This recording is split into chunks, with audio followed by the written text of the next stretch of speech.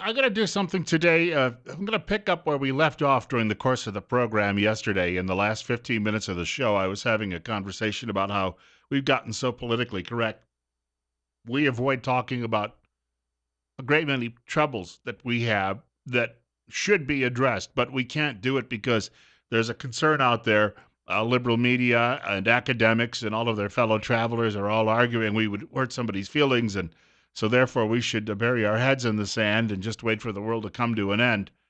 And somehow that when the world comes to an end, everybody will be better off. And I mentioned yesterday there were three stories I cited where we have people who could potentially be, because it's never identified in media. We have people who are involved in various crimes in the area that could be in this country illegally. I bring this up. I know many, many years ago I was hosting a radio show in a place far, far away, and there were two men who were arrested. They were driving around in a pickup truck with a spotlight, and they were spotlighting deer, and then they were pulling out a rifle and shooting at the deer, and they were doing this in a crowded area where there were a lot of homes. They got arrested. They were charged with a crime, and one of my coworkers working in the news department decided to try and find out if they were here illegally. And she had to essentially pull teeth to do that because we had a Democrat as governor, and the governor appointed the man in charge of the state police. So the man in charge also was a fellow traveler. And because of that, they had been told, tamp down any discussion about illegal aliens. That's, of course, because back east, illegal aliens are voting in record numbers. We've seen the numbers now out of Virginia, Philadelphia, Pennsylvania the other day. Liberals have denied this was happening for years, and now we're starting to see evidence just come tumbling in that it is indeed taking place. But she was finally able to confirm it through a couple of local troopers under the table, if you will. They wanted their identities kept very, very quiet because of this, because it could impact their opportunities to get a promotion. You know, you're not promoted on your skill, apparently. You're promoted on how well you play the politics in the office. And it was indeed true. They were illegal immigrants who just happened to come to this country and decided to go out shooting at deer near homes. And I really didn't care if they killed anyone, if they missed. And they were missing because they didn't bring down any deer. It's 9 minutes after 8 o'clock. Bill Colley with you this morning on Top Story on News Radio 1310, KLIX, and newsradio1310.com. So we have a story that broke today. I happened to see this at the Idaho Statesman this morning, and then when I got into work, Benita Baeza was already covering the story as well. There was a woman who was found dead in the desert in northern Nevada. Well, partially found dead. She was not half alive. She was completely dead, but she was found dead. Her corpse, well, it didn't have a head. That is, she was a headless woman out in the sagebrush. Now, they didn't release the details on that. Investigators kept that part of it quiet until they actually tracked down a man, and they finally arrested him when he was able to tell them exactly where the head was buried. And his name is Jose Segundo, and I believe the last name is pronounced Huizar, and he is from Jerome, Idaho. And it mentions that he is a farmhand from Jerome.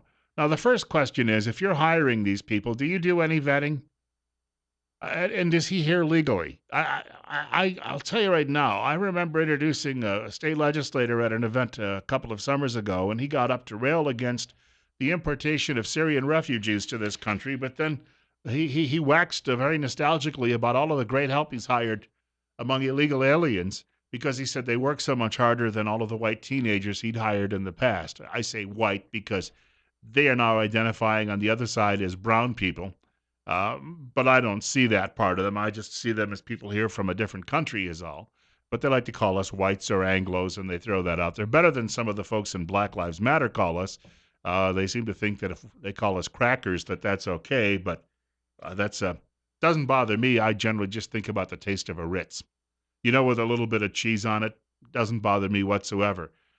I'm telling you, though, that this guy was standing there essentially bragging about the fact that he got such good workers by hiring these people. But we can't have refugees. But by gosh, don't criticize me when I break the law and I bring these people here to work on my farm.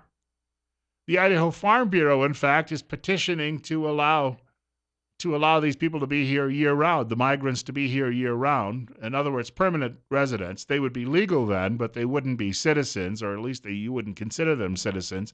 I guess they could probably still end up voting as they do in Virginia and Pennsylvania, and other places around the country, and likely they're voting in the millions in places like California. But again, your Democrats don't care about that. They just keep saying, hey, more votes, short term, we'll win elections. They don't care that it destroys the country because that's the goal, is to destroy the country and have one world government. So they don't see this in any way as being some sort of a problem. And they think the laws are wrong, and therefore they think that disobeying the laws is peachy keen. I'm telling you right now that this story sheds a little more light on this situation because Charles Grassley, who was a U.S. Senator from the state of Iowa, is now demanding a congressional investigation into an illegal alien who killed 5 people recently in California, asking, how is this allowed to continue to happen? This guy apparently had been deported on a few occasions, kept coming back. It was same story with the killer of Kate Steinle in San Francisco. And these stories are taking place around the country. And people are going to say, Bill, and I brought this up yesterday because even many Republicans have been so cowed by the politically correct. They're uncomfortable talking about this. They don't want to bring it up because someone in media will call them a racist bigot, although I just don't think there's that much media left on the local level anymore for them to really have any worries about it. And somebody actually might say, you know what, I'll vote for courageous over there. But if you're not courageous, here's what I'm driving at this morning. There may not be as a percentage, and I would wholeheartedly agree with this, if 5% of the native-born population in this country ends up criminal, then it's about 5% for everybody. It seems to be how it works. There's nothing genetic about this. People aren't born with a predisposition toward crime. None of that happens. So as a percentage, even if they're here illegally, which we should point out makes, if they're here illegally, you're a criminal already. But let's just set that aside for a moment. Most of the people who come here illegally, after they break that law, they don't generally break any other laws. At least they're not breaking many big laws. They're not all rapists and murderers. Even Donald Trump qualified that statement a year ago when he said, not all, but some. I've just given you several examples of some. So this is actually happening. This is not fiction. This woman, she was decapitated by this fellow allegedly from Jerome. You got it? Kate Steinle, shot and killed. This is not a fiction. 5 people dead in Los Angeles. This is not a fiction. This is happening. So some is quite accurate. What the media doesn't want you to even think about, though, is some. They don't want anyone talking about it because somebody out there might have their feelings hurt. And if the people in this country actually had a chance to talk about it, they would say enough. And that would break the back of the Democrat Party and the fellow travelers' efforts to turn this into a globalist world and control every other aspect of your life. Right now in England, this is one reason they're getting out of the European Union, but a commission with the European Union has argued that the English press should stop reporting that Muslim terrorists are committing crimes. Instead, just say it was a terrorist attack, but don't identify the terrorist by their religious faith, which is likely the cause of the attack in the first place. But it says it might hurt the feelings of Muslims, and it might make people think that they shouldn't have all of these refugees streaming into their countries. This is what will happen if the globalists take over the world. They will control the media, and you will not get the truth. In this country, we don't have someone ordering them not to report these things, but the media is already self-censoring itself in order not to report it. Now, that in itself tells you that media can't any longer be trusted for that very reason. I'm telling you right now, the percentage of people who commit crimes, if it's 5% of native-born, then it's probably 5% of people who come here illegally. Understood. But here's the percentage they don't give you. If on average there are 10 crimes in my neighborhood every year, and then next year, because we've had a surge of illegal immigrants or Muslim terrorists, take your pick, either one, and suddenly I have 15 crimes in my neighborhood, that's a 50% increase. Yes, it doesn't mean that the newcomers are more predisposed to crime than the rest of us, but if you continually bring in these people, and then we're not bringing in the rocket scientists. We do have programs to bring doctors and scientists here. A Muslim scientist just won a Nobel Prize. He's been living in this country for many, many years.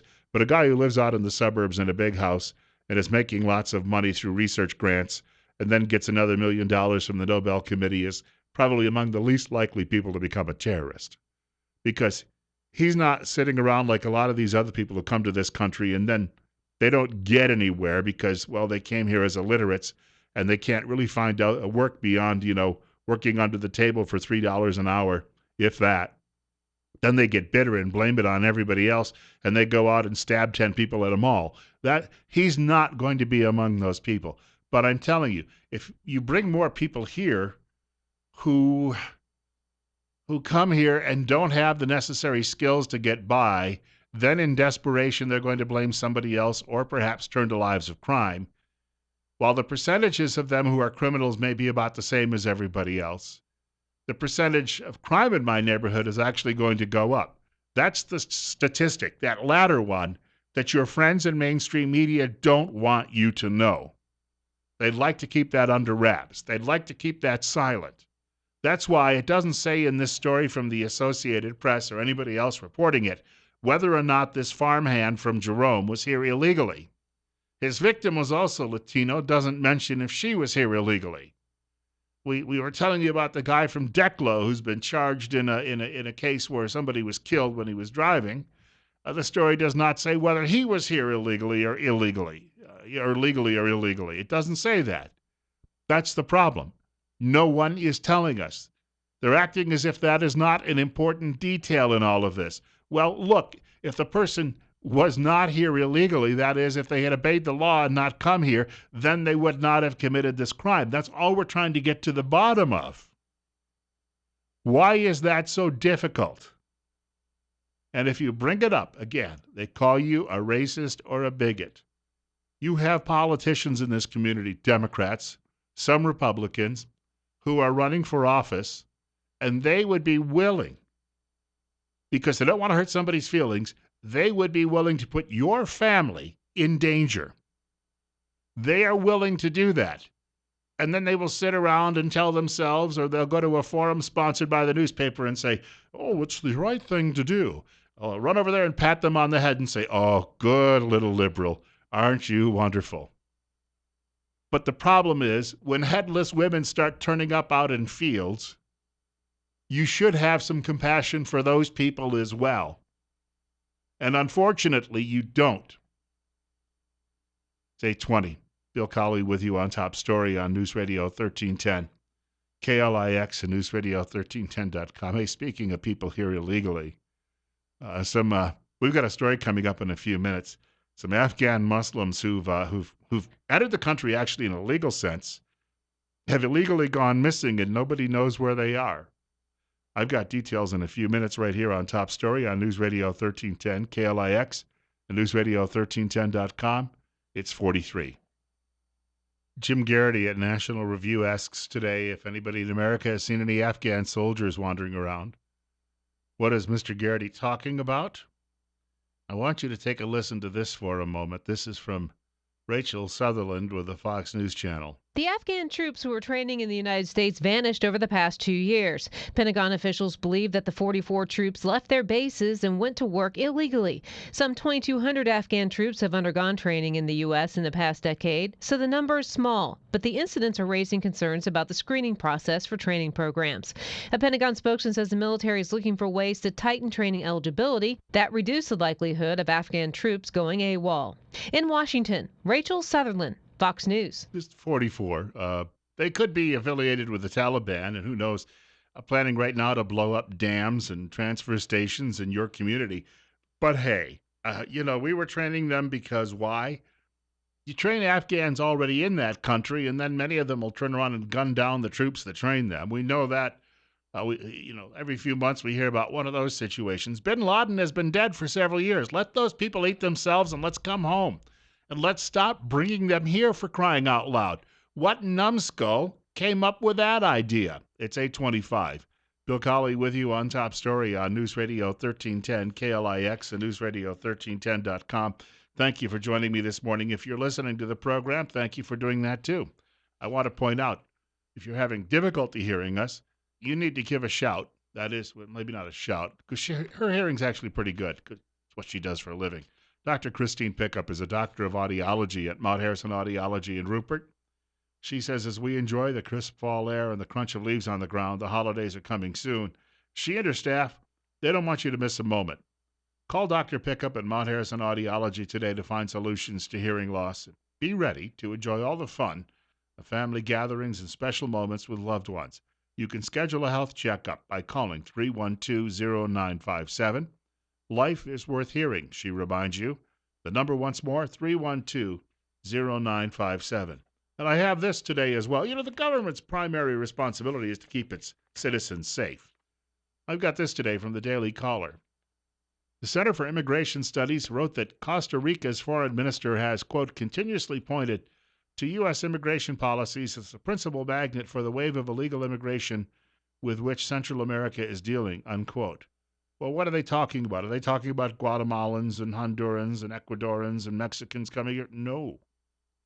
Africans, mainly Muslim Africans. What are they doing? Well, they're coming by the tens of thousands to Central America and Mexico. Have you heard this story? I know your good friends at the New York Times, the Washington Post, over at MSDNC and CNN. They want you to hear this. They're coming here. I don't know how they afford to do it. I mean, I got to go on a vacation for a long weekend, and I got to drive. I can't fly. I can't afford it. But some of these people are actually coming by airplane. Others are showing up on ships. How do they get on ships and make it all the way across the Atlantic Ocean? They're not coming, obviously, on rickety boats. Somebody is paying some big freight to get these people there. Tens of thousands of Africans are now showing up in Central America and Mexico, and they all want to come here. Well, that's because somebody put out a welcome mat and said, well, if you come here and you vote for my good friend Hillary Clinton, I will ensure that we give you a lot of freebies, and even you Muslims will become acquainted with Santa Claus. Thank you very much. And I hope before you left, you said hello to all of my brothers, sisters, and cousins in Kenya. The writer goes on to say in the first 7 months of 2016, Mexico detained more migrants from Africa than they had in the previous 4 years combined. By early September, Guatemala had captured 56 times more African migrants than they had in 2015.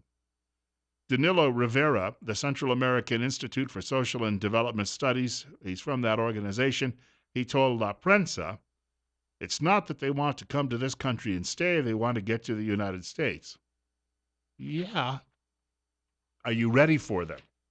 Oh, but Bill, it's the right thing to do. It's compassionate. I'm going to go take some more money from an unemployed coal miner and give it to them. Yeah. And then I'm going to go back home to my gated community and sit around with all of my swells, my friends, my buddies, and tell each other how great we are for doing it. But you need to give up everything you've got so we can better take care of them. Thank you very much. And if you complain, by the way, here's some methamphetamine and shoot up the heroin. That'll keep your mind off the trouble. 29 minutes after 8 o'clock. Bill Colley with you on Top Story this morning. Some of the other things I've got coming up today. Obamacare is in a death spiral. I mean, it is collapsing fast. It is going down in flames. And yet, as I say, it looks as if you've got people in Washington who are still trying to defend it. Some are talking about instituting something called a single-payer system, which means socialized medicine. Government runs it. We'll talk about the pratfalls that could involve. Also coming up a little later in the program, got a fellow coming in. His name is Bond. No relation to the spy. He's a dentist, actually. He's going to be coming. Well, he may be able to put some microfilm in your teeth, although I saw that in a movie called Marathon Man, and it's not such a good idea. But he's going to come by today and talk a little dentistry on the air with us sometime in the next hour. In the meantime, it's 44. Bill Colley with you on Top Story on News Radio 1310, KLIX, and NewsRadio1310.com. It's 8:30.